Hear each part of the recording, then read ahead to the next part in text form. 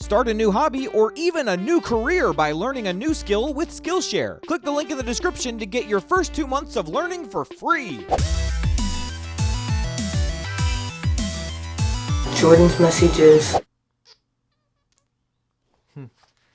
Oh, what is this? Don't forget what you are asking. Don't forget messages on Thanksgiving. Don't forget. Because we just recorded one of this scene already, but I forgot what I was supposed to not forget. So we had to redo it again because I looked like a complete, well, moron. So don't forget. Let's get to the messages. Dear Jordan, I have watched Messages for several years and it is my favorite YouTube show. Don't forget also that last Messages, I started reading somebody's question, decided that episode was too long, and cut the question, but then I was so nice, so kind, Josh promised that I would read it for this episode, so here we go. I finally have a situation that is worthy of your advice. I had a good friend for 10 years.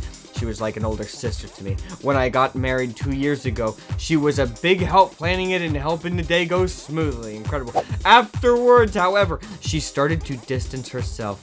We still talked occasionally and she often came over for dinner. I was always making the effort to talk to her first, invite her over, etc. I blamed her distancing herself due to her finishing her master's degree. It seems logical. Maybe she was jealous of me getting married first. I don't know. Anyways, we haven't talked since April. She got married this summer and I didn't get invited. Something happened.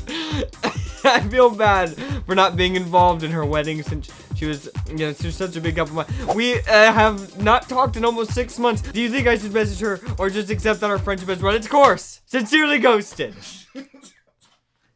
Something moved over there. I said ghosted and there was like something moved. It's a piece of paper. Was it gravity or was it you? Hard to tell. Okay, here's the question that I have to ask you, and this will give you all the answers that you are looking for. I don't even have to answer the question. If you had to rate your new husband, on a scale of 1 to 10, we're talking looks, Josh, talking overall looks, personality. This guy is he incredible? Is he amazing? Or is he just is he average, subpar? Okay, what is he? Okay, then you have to ask this question. Is this girl that I know and love, she's ghosted me for 50 years now, it seems like. Where is she? Who knows? Is she in a state where her, relationship and her, family life and all this stuff is kind of, where is it? It's gone. She doesn't know where it is. She's looking for it. And you found it, okay? If this guy is a 10 or a 9. If he's a 9 to a 10, then you found it. This is devastating for her. What did she do? She realized in this whole beautiful wedding, wow, I have nothing. So she's gone. She gets married to some guy. Stalk him on Facebook. If he's a 3 in, in personality and, looks and all this stuff, if he's a 3 and your guy is a 10 to an 11, and she's devastated, then you kind of know what happened. You fill in the rest. Now, Josh, I'm not saying people should always go on looks, but I'm saying maybe this girl is going on looks and personality and all this combined. And right. You're just saying put yourself in her shoes. Put yourself in her shoes. I really love your advice, Jordan, but I was wondering, could I get Josh's opinion on this as well? Good way to get your question answered. If anybody else does that, Josh, I will not read it next time. If it says that, I will not read it. I go to public school, and a lot of people there do bad things, Josh. Bad things. There's a lot of pranking and bullying, and they do it in terrible, awful ways. I won't even mention the mean things they do. This was always, for the most part, happening among the boys. But now a lot of it is happening among the girls, too. I'm not really a nerd or anything, but I'm not really popular either. She's middle ground, Josh. I just mind my own business. So I have been safe so far, but I feel bad for some of the girls and guys who get picked on. I have mentioned things to the principal, but he doesn't seem to care that much. He's probably scared of these kids, man. He's like, please don't let him bully me. I have talked to my parents about homeschooling, but they can't because they both have jobs in the day. I would like to stand up against the bullies, but then they would start bullying me. And I am actually afraid of my own safety. Like I said, they're doing horrible, dangerous things to other kids. What should I do? Should I stand up or mind my own... let's put yourself in the shoes of somebody that we generally on this channel know and love. Imagine this. Imagine there's this man walking, and he sees some, we'll call them Pharisees, Josh, picking on somebody, bullying a blind man. And Jesus said, I don't want to get bullied. I don't want these Pharisees to bully me. Forget salvation. Forget everything. This channel wouldn't exist. There would be no Christian meme review. Now imagine yourself saying that every single day. You see some kid get his glasses stolen, thrown, broken. I've seen this in a couple of Christian movies, Josh. They always take the nerdy kid's glasses first, and then they throw them around and he can't get them. Okay? It's like, is that the only thing that they do? These bullies? I mean, I've never been to school. So, look, okay, do I want you to put yourself in harm's way? No. Okay, but should you probably stand up for people a little bit more than you're doing? Okay, if you're acting like you're just standing in the corner like, yeah, you should probably do a little bit more than stand in the corner and fret for your life. That's my advice. Now, before I forget, I got you guys a very early Christmas present this week, and I wanted to tell you about it. It's an incredible gift, Josh. It is the gift of knowledge. And by that I mean I have found a magical place, not just messages, where you can have all the knowledge that you could possibly ever want. This magical place is known as SKILLSHARE. If you like learning new things but struggle knowing where to get started, SKILLSHARE is where you need to go. It's an online learning community for creators with thousands of classes in animation, video, productivity, marketing, and more. They have a class no matter what you want to learn. Seriously, you will be both excited and devastated as you browse the incredible classes that they have. Excited because you're about to learn so many cool things, and devastated because there's not enough hours in the day. There are thousands upon thousands of classes. If only you could stop time. But wait, Josh, maybe that's a skill you'll be able to learn on SKILLSHARE in the future. With the premium membership, you get unlimited access to the site, which means you get to join the classes and communities that fit best for you and your goals. If you're interested in filmmaking, I recommend the class DIY Cinematography. Make your video look like a movie. Or if you're interested in writing, check out Storytelling 101. Character, conflict, context, craft. They seriously have something for everyone, even you. Now keep in mind you get access to all of these classes, not just the ones I've mentioned. And the annual subscription is less than $10 a month. And here is the part, my friends, where I give you the early Christmas present. Because you can join the more than 7 million creators learning with SKILLSHARE. And your first 2 months, free. That's right, a 2-month free trial just by clicking the link down in the description below. If you're thinking about starting a new project, SKILLSHARE will help you make it happen. Click the link down in the description below to get your 2-month free trial now.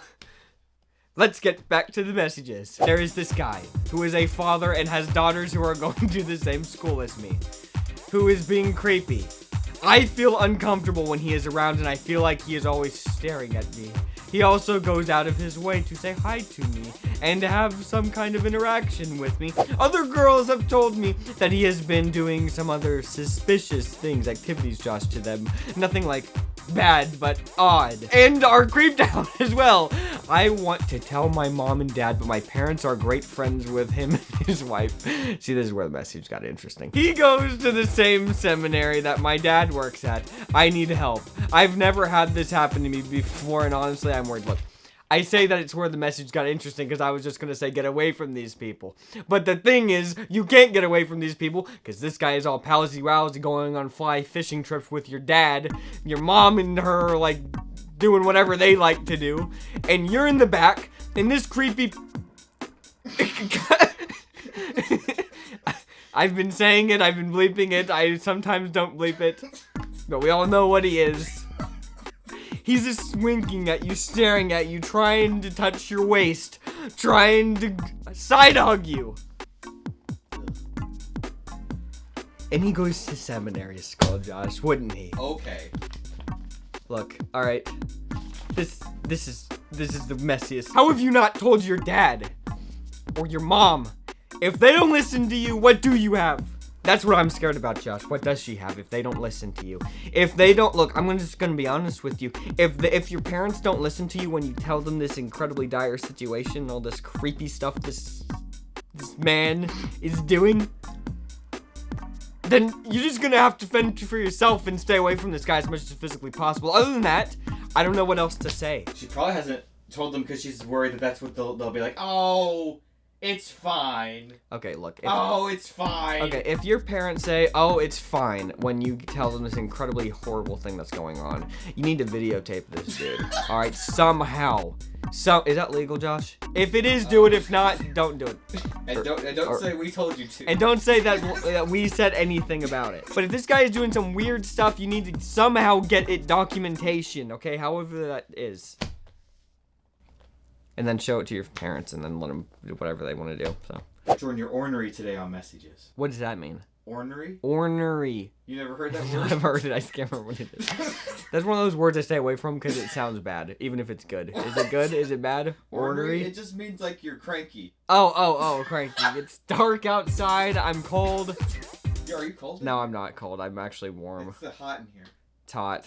I'm wearing a jacket, but I've committed to the jacket. I'm wearing this like weird white shirt under it and I can't take it off. Dear Jordan and Josh, I have a boyfriend and we've been only going out for a month. He's super sweet and a real gentleman, getting doors and treating me like a lady. I'm 23 and he's 26 and everything is going smoothly. He was engaged last year to someone who really broke his heart, Josh. They broke up and he was in a dark place. They always go to dark places. What is a dark place? For a long time over it. Jesus has worked a lot in his life, and he is doing much better and says he has forgiven her. However, here is my problem. He talks about her a lot, Josh. Oh no. We see each other as much as we can because he lives out of town, and so we spend Sundays together and he'll go home in the evening. This could go one of two ways. Where is he going in the evening? But every time we are together and we hit a lull in the conversation, he talks about how my family is better than her family was and how I am amazing compared to her. I'm sure he's trying to be nice, but I don't like being compared to her. This is like the most basic. Then this past week, I got sick with a fever, but he still wanted to call him. After we were done talking, he asked if he could pray for me because I was sick. Then I said no. It doesn't say that. Then he started praying, and instead of saying my name, he said his ex's name. Did he even notice? It was so awkward, and it hurt my feelings. I laughed it off to make it less awkward, but I am so unsure now. Should I take it seriously like he's still in love with her, or there's the ex's name? Please help. Look, alright. Sometimes there are wounds, Josh. There's deep wounds. And then sometimes there are scratches. Scratches, you know, they come and go. Wounds, even if you're over them, sometimes you realize, wow, they just stuck around. It's not that I, like, love this person or anything. It's just like, wow, there was this big thing that happened. There was this, and it's just, you know what I'm saying? That's just how it is. It's not that this guy is just like likes this person. It's just it was such a big part of his life. How can he act like it didn't happen? He's probably still trying to process it. That's probably all it is. And this poor guy's just trying to do a nice favor. Let me open the door. Let me pray for her because she's got this horrible fever. And then he slips up and he says X's name and he feels like he's the worst person ever. This guy is incredible. That's all I'm gonna say. And he's exactly what you need, as far as I can tell. So, I would just, you know, it's fine. It happened. Move on, okay? If it happens again, okay, move on. If it happens again. If it happens after that, then we'll start talking again. It's kind of weird. Happens a third time. That's it. I cannot remember the last time we did a messages when it's raining outside. Can you? No. It makes every situation a little darker. It makes every question a little bit more serious. It makes me a little bit angry. And for that, I am sorry. But don't forget messages on Thanksgiving. And we're actually filming that right now, Josh, so I'm probably going to be mad. I'll try and tone it up for Thanksgiving, guys. Yeah, don't be messy. And leave good messages.